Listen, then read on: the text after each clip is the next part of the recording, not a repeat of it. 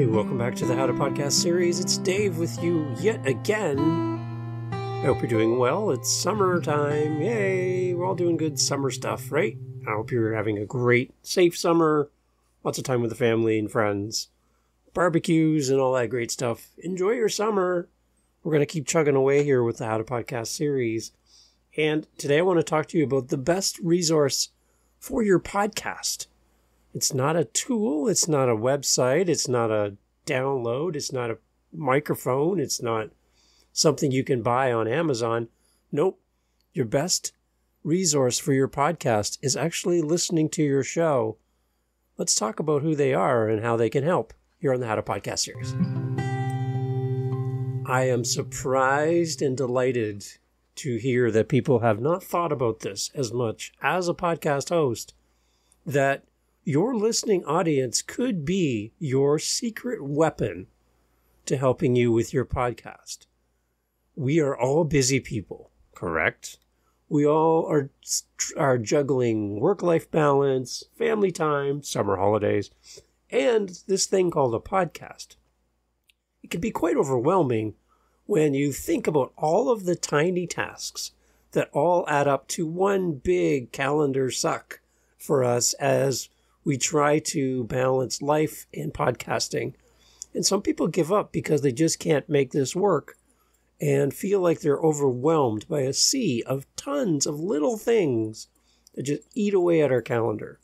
Everything from creating our show art to editing to research, finding guests, scheduling guests, doing all the behind-the-scenes stuff that nobody really sees when they push play on an episode of our podcast, but they all take time and they all take effort. And sometimes they take skills that we don't have or we don't have time to learn. And our audience might just have some of the most talented people in areas where you are struggling that you can leverage, and they would love to participate. They would love to be a part of your podcast. Maybe they can't start a podcast of their own right now, but they would love to learn and be a part of your team, and they would volunteer their time to do so. Have you ever thought about including your listeners in your podcast creation process? They're there, they're listening, and maybe they're willing to step up and help you. It's worth the ask. And I've got some things that you can consider when looking to ask for help from your audience. A few things that they can step up and help you with. You ready? Okay, well, here we go. Let's go. One of the things that we all need as podcasters is listener feedback. So reach out and make opportunities in every episode that you do that encourage listener feedback right from the very first episode. Even when you know that only your family and friends are going to listen to your first few episodes, build it into your content, that you're putting that out there to the world, that you want to hear from people. And then make it easy for them to do so. Again, if you go to howtopodcast.ca, you'll see that I have my SpeakPipe. You'll see that I have email address, ways to get in touch with me, where I am found on social media. All of the links are always on my website. And I just send everybody there. It's so much easier. But encourage listener feedback right from the beginning. This is a great way for your audience to see and understand that you are looking for feedback. You're looking for their suggestions, their comments, their input can help shape the show. Remember, though, that this is your show and you have in mind what you want it to be. And if you get feedback from your listeners that is counter to what you're planning or what you're working on, thank them for their feedback, encourage more. But at the end of the day, it's your podcast, and don't chase the feedback. Have a clear idea of what you want to do, but invite feedback as often as you can. And I would say in every episode. That way people understand and they know after, I think it's like 7 times we need to hear something before it actually sinks in. So if this is your first episode, you got 6 more to go, and I'd love to hear your feedback. Another thing to consider is this whole thing is about reviews and ratings. It's one way for your audience to participate and support the show. It doesn't really have the impact that people say that it does as far as like an algorithm and all that stuff.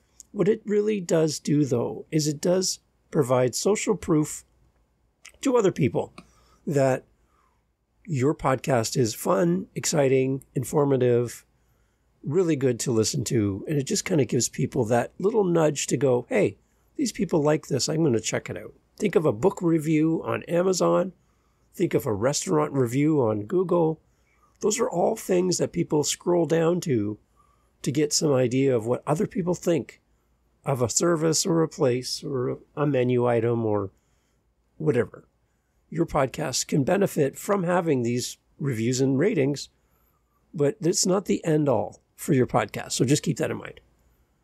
Your social media engagement, maybe there's someone in your audience who is a social media guru who would love to volunteer their time to help you with your social media content. Maybe it's creating the images for your social media. Maybe it's taking your clips for you and making audiograms or short video clips. Maybe there's somebody out there that just wants to learn how to do that so they can turn that into a business of their own, and they want to help you for free and do that for you. Put it out there. Ask your audience. Is there somebody here that would love to do it? Maybe there's a student in school that's working on a project, and working with you could be the one thing that they can use as an assignment to show their teacher. Put it out there. You never know who's going to answer, and they never know if you need help until you ask. I like the idea of putting out to my audience that the graphics that go along with my podcast episodes. Coming soon in the fall of 2023, Apple's going to be allowing us to have artwork for each episode that's independent, unique to that episode. Where some other apps have been doing this for a while, Apple's finally getting into it. So that's exciting. So maybe you want to do episode art that reflects the content of each episode and changes from episode to episode. Maybe you have someone on your listening community that would be interested in creating that for you, or multiple people who would like to do that for you. They can build it in Canva and send it right to you. Maybe there's some creative people that you can leverage from your audience to help you do that. That's just a nice bonus. And they get the joy of seeing their artwork on your podcast, and you can give them a little shout out and thank them for their efforts. It's a great way to get people involved in the show. So you don't have to create all your artwork. Let them help you with that. It's something that you can put in front of them and encourage them to step up and give you a hand. And that might free up your calendar to do other things. The other thing you can do is definitely put out there to your crowd, to your listeners, about crowdfunding and donations. Your listeners love your show. Your listeners come back week after week, episode after episode, to hear what you have to say and to be a part of your community. And there's a perception, possibly from the listener's perspective, that you don't need financial help with your podcast. They don't know how much it costs per week, per month, per year to do what you're doing. They have no concept because they're not podcasters and they don't have a monthly bill that they have to pay to do what you do. So let them know. Every week it costs me $25 to create this podcast and put it out to the world. Let them know that that's the cost. And give them options on how they can support you. Everything from buy me a coffee, which I have, over on howtopodcast.ca. You can go there and buy me a $5 coffee, and I can use that money to help pay for all of the costs for this podcast. It's right there on the website. You can do other things. You can do Patreon, where people can give you a monthly fee, a monthly payment that you can count on. There's other ways to do this. So put out options for people to make donations and to crowdfund your show. And that might be some of the engagement that your audience is looking to provide to you when you're clear with them and let them know that, yes, I need help. And this podcast does cost money. I'm a single parent. I have to put groceries on the table. I work full time, and I'm doing this podcast for you. So if you can help me, that would be great. That could be what you talk about on your podcast, and let them know and be open and honest with them that this is something that costs me money, but I love doing it. And if you're willing to help, thank you. It means a lot. Put it out there for them so they understand and they know. Something that's really difficult to get off the ground early in your podcasting days, episodes 1 through 20, let's say, is getting engagement from your audiences in the form of a question and answer that you pose to your listening audience. This can be really scary and I'm doing this here on the podcast, and I've got a great listening base. But putting a question out into the world of your listeners and asking for them to respond. Again, you can go to howtopodcast.ca. My current question is, if you had one call to action in your podcast, what would it be and why? And let us know what your podcast is about and where we can find it. So that's my current question that's out there. And if you want to answer that, you can go to howtopodcast.ca and click the microphone and leave me your message and promote your show at the same time. I'd love to do that and share that here on the podcast. Now, to date, I haven't had anyone respond to that request. All of you that are listening, I have had 0 people respond to that at this point, at the time of recording. And I'm just leaving it out there, and I know it's going to take time to build up that trust and that remembrance in your mind to go, oh yeah, Dave keeps asking for that, I forgot. Let your audience be a part of the show. Bring their comments and their questions and their thoughts into the show. Let them promote their podcast. Let them promote their thing. And get them to leave you voice messages, which you can then bring in to the show. And everyone loves to hear their own voice on a podcast. So put that out there in front of them. Ask some questions. Get some answers. Put a poll up on your social media. Do something that causes interaction and gives people a chance to speak and share their thoughts on the content for your show. It's great to get that kind of participation. The other thing you can do is get guest recommendations. I have a podcast called Living the Next Chapter. And on there, I either go through guests and ask for their answer to this question, or I reach out to my listeners as well and say, who would be a great guest for this show? What author do you enjoy that you would love to hear on this podcast? And what I do then, when I get these recommendations from other guests or from listeners, is I reach out on behalf of them to that potential guest and say, author A, I just heard from this person and they would love to hear your story on my podcast. They love your books and they're requesting you to be on my show. That's an interesting request that would pop up in an email or correspondence from me to a potential guest, that you've been requested on this show by a listener. Your community wants to hear you on my show.